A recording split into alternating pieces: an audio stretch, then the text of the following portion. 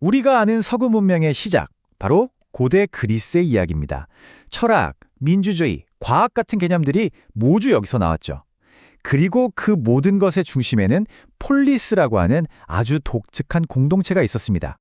이번 시간에는 이 폴리스가 대체 무엇인지, 어떻게 탄생하고 성장했는지, 그리고 가장 유명한 라이벌 아테네와 스파르타를 통해 어떻게 전성기를 맞았는지 살펴볼 겁니다.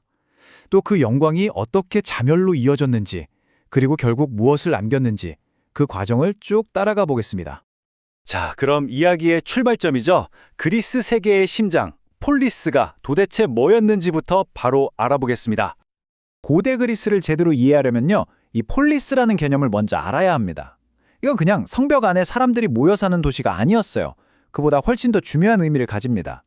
시민이라면 누구나 우리는 하나라는 강한 소속감을 가진 정치, 종교, 사회가 하나로 묶인 운명, 공동체 그 자체였습니다.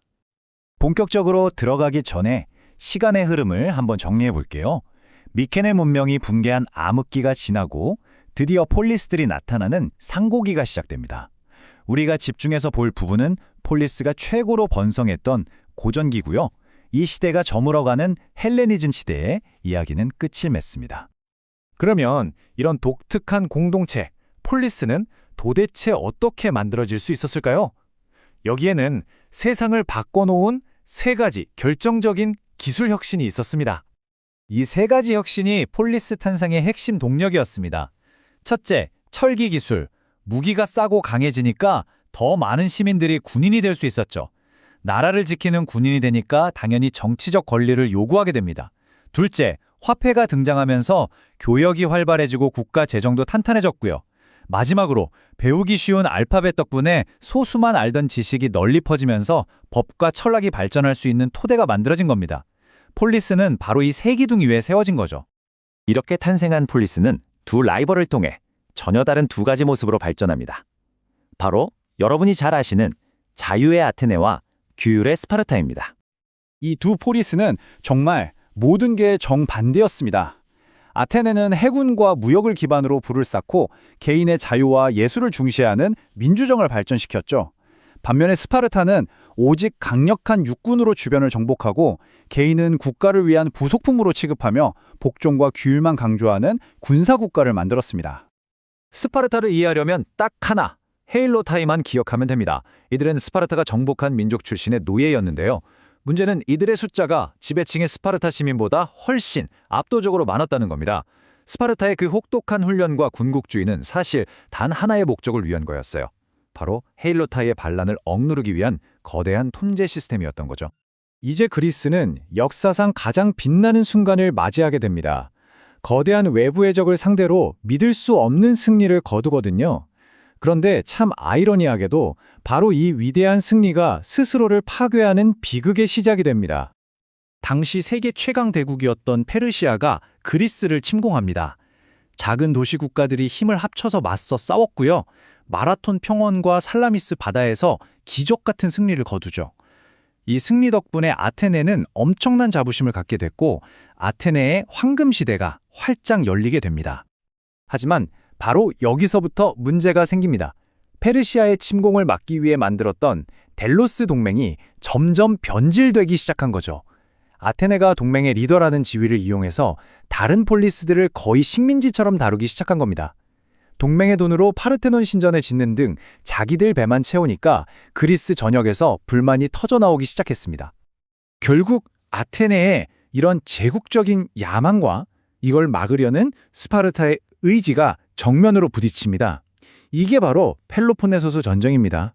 이건 그냥 전쟁이 아니었습니다. 그리스인들끼리 서로 죽고 죽이는 끔찍하고 파괴적인 내전의 시작이었습니다. 이 전쟁이 거의 30년이나 계속됐거든요. 그 결과는 정말 처참했습니다.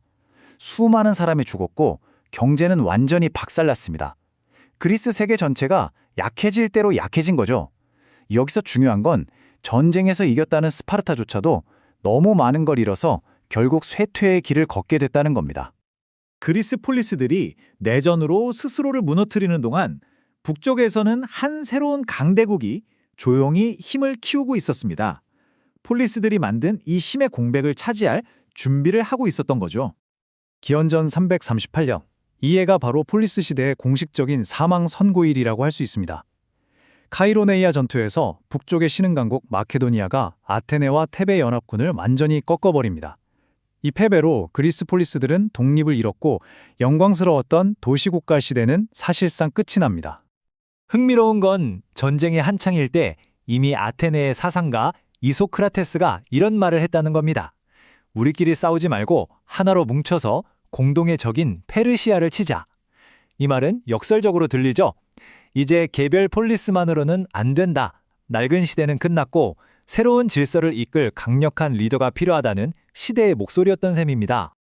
폴리스라는 정치 시스템은 이렇게 역사 속으로 사라졌습니다. 하지만 그들이 남긴 정신적 유산은 오늘날까지도 우리 삶 깊숙이 남아 있습니다. 마지막으로 그리스가 우리에게 남긴 선물이 뭔지 한번 확인해 보죠.